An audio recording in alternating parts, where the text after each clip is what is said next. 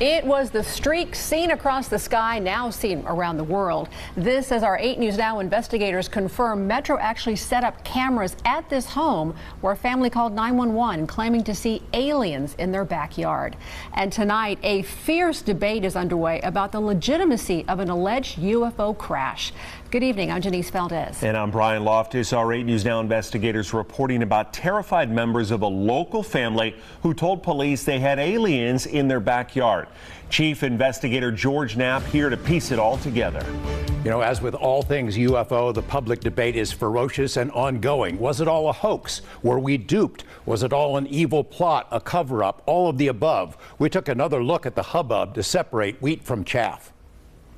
The fireball captured on a police body cam on the night of April 30th was real. The American Meteor Society says witnesses reported seeing it all across the West, from northeastern Utah to Southern California. Another Las Vegas resident sent us a video of the same object recorded on her home camera. Investigation by Nexstar station KLAS. As the story of the Las Vegas incident spread across newscasts and social media, one of NASA's planetary defense officers weighed in to say it was likely a small meteor that fell to Earth hundreds of miles away from Las Vegas. Police videos obtained by 8 News Now indicate Metro officers were among the witnesses. One of my partners said they saw something fall out of the sky too, so that's why I'm kind of curious. The appearance of the meteor seemingly triggered the events that followed. A frightened family called 911 and told police they had 10-foot-tall alien beings in their backyard. Officers responded to the home minutes later, interviewed the witnesses, canvassed the area, and cautiously inspected the backyard to look for intruders. One thing noticed by the officers was a circle in the soil. In conversations with us and in a podcast interview, Angel, the main witness, suggested the circle might have been created when an unknown object landed in the yard. Social media sleuths have since pointed out that the circular image has been viewable via Google Earth for more than a year. The family told us by phone they had seen suspicious vehicles with men in black types checking out their home. Turns out there is substance to that. A retired police officer fessed up on News Nation that he spent days staking out the house to see what, if anything, unfolded.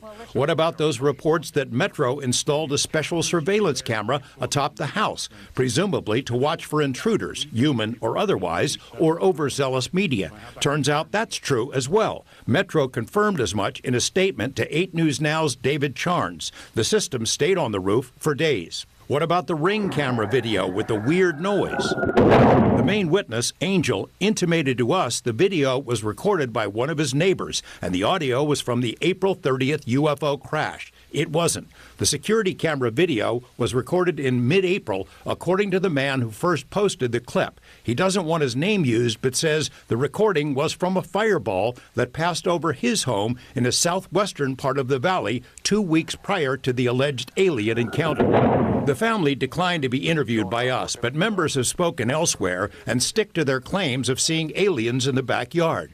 Dozens of people on social media have analyzed and dissected the images with various claims of aliens spotted in the shadows. Police do not believe this was a hoax call, which could be a crime if done intentionally.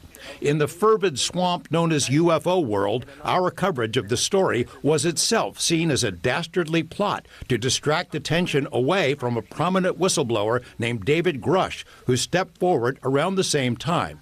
Grush unveiled his explosive on-camera account on News Nation, which is owned by the parent company of KLAS. In spite of the local news story, Grush's story was reported by news media all over the world. Curses foiled again. All right. So what do you make of this whistleblower, David Grush? He first reached out to me about a year ago. We've been in contact ever since. He's the real deal. I mean, he had a distinguished career in the Air Force. Then he went to work for a 3-letter agency you probably haven't heard of, the NGA, which basically tracks everything in space, in the air, in the ocean, under the ocean, on land. They keep track of everything. He has the highest security clearances in our government, and in that capacity, he interacted with something like 2,000 SAP, special access programs, and he learned along the way that we're reverse engineering crash flying saucers, and he's been telling that to Congress under oath behind closed doors, and I think they'll probably bring him back. So it's a pretty intriguing story.